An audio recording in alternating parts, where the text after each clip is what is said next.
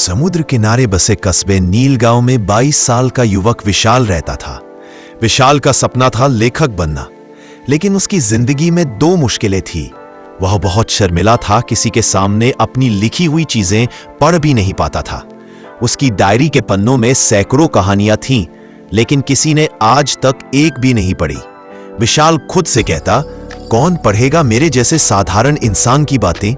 उसके मन में एक ही डर था, हंसी का डर। उसी डर ने उसके सपने को सालों से बंद करके रखा था।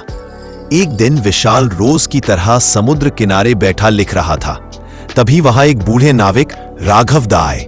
इन्होंने पूछा, क्या लिखते हो इतना गहरे मन से? विशाल ने मुस्कुराकर कहा, बस खुद के लिए लिखता हूं, दुनिया को देने लायक कुछ नहीं है।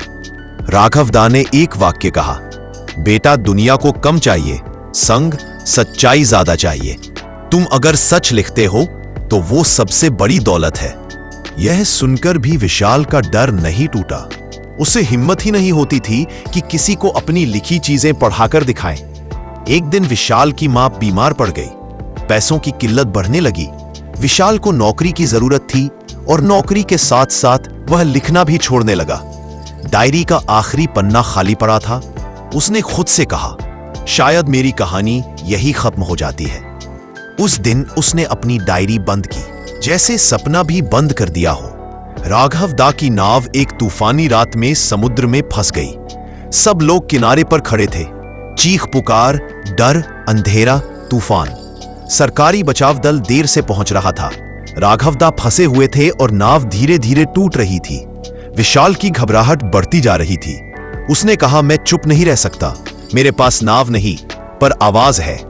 वह वहीं पर खड़ा हुआ और जोर से पुकारना शुरू किया, राघव दा, आपकी नाव दाईं ओर मोड़िए, वहां चट्टान कम है।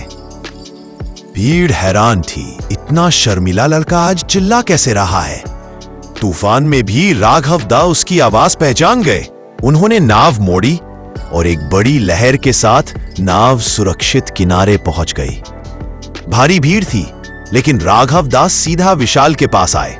बेटा तू शर्माता नहीं, तू डरता है, और आज तूने अपना सबसे बड़ा डर हरा दिया।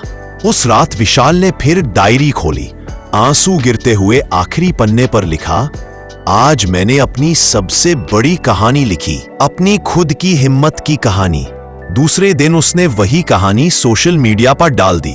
एक हफ्ते में 10 लाख लोगों ने पढ़ा, हजारों ने शेयर किया। लोगों ने लिखा, ये कहानी हमारी जिंदगी बदल गई। और वह एक शर्मिला लड़का, जिसे लगता था कि उसकी लिखावट की कोई कीमत नहीं, आज वही एक प्रसिद्ध मोटिवेशनल लेखक बन चुका था। उसकी पहली किताब का नाम था आखिरी पन्ना। हम सबके सपने डर के पीछे बंद है।